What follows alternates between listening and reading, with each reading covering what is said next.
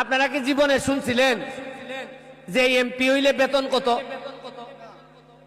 আপনাদের চা বাগানে বেতন কত দেন বলেন? শ্রমিকদের বেতন কত দেন?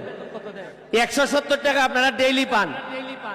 আর মাসে কত? 170 টাকা করে হইলে ধরেন 6000 নাকি 6000-এর মতো আপনার বেতন। আপনারা সারাদিন কামলা দিতেছেন, 6000 বেতন। আপনাদের অনেক সুবিধা আরো আছে। আর এমপির বেতন জীবনে জানছেন কত? আমি যে এমপি হয়েছি আমার বেতন কত জানছেন কখনো? কেরে আমি দিকে জানাই দিছি সব। আমার বেতন হইলে 1,72,000। কত? এটা দিকে আগে কেউ জানাইলো না। এরপরে আমি মাত্র 2.5 মাস হয়েছে। 2.5 মাসে কত টাকা বরাদ্দ পাইছি জানেন আপনারা? কেউ আগে কইতো না। 29 কোটি টাকা বরাদ্দ পাইছি। 29 কোটি টাকা। এর মধ্যে 25 কোটি টাকা খালি রাস্তা বানাইমু সোনারঘাট আর মাধবপুরে। 2 কোটি টাকা মসজিদ এবং মন্দিরে দিতে পারবো। আর 2 কোটি টাকা যারে মন্দরে দিতে পারবো।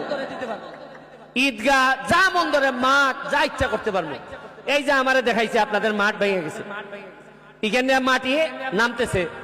ওই আমি জালাল রে কইছি, বা এখানে যারা নেতৃবৃন্দ আছে কইছি যে তোমরা বরানি শুরু করো। এরপরে আপনাদের বাগানের সাবেক চেয়ারম্যান সাহেব আমারে কালকে বলল যে আপনাদের এখানে নাকি একটা পুকুর কাটানো লাগে। কোথায় এটা পুকুর কাটানো? কোথায়? হ্যাঁ, এই টিলায় কইছে সদর। কি টিলা? কাছে আছো আপনি? পঞ্চায়েত সভাপতি নানি, মোটা তো দেখা যায়। কোন জায়গায়? সদর নিমাইতলার মাঝখানে একটা পুকুর বানাইবো। আমি বলছি হ্যাঁ দুর্গা বিসর্জনের জন্য।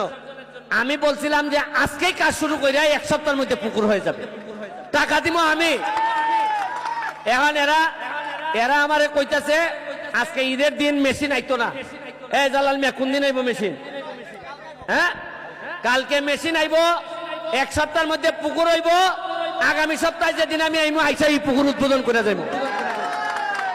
আরেকটা জিনিস হইলো, চা বাগানের শ্রমিক ভাই বোনেরা একটা কথা মনে রাখেন, আমার লাস্ট কথা, শেষ কথা। আপনারা এইবার আমারে ভোট দিয়া এই ব্যারিস্টার সৈয়দ সাইদুল হক সুমনের যে সম্মানিত করছেন, এই আগামী 5 বছর প্রয়োজনে ঘুমাবো না, শরীরের দিকে ঘাম বালতির পর বালতি ফেলবো, তাও আপনাদের মন রক্ষা করে আমি চলবো। এবং আপনারা যে ঋণী আমারে করছেন, গুলামি কইরা হইলো এই ঋণ পরিশোধ করবো, আমি কথা দিয়ে যাইতেছি আপনাদেরকে।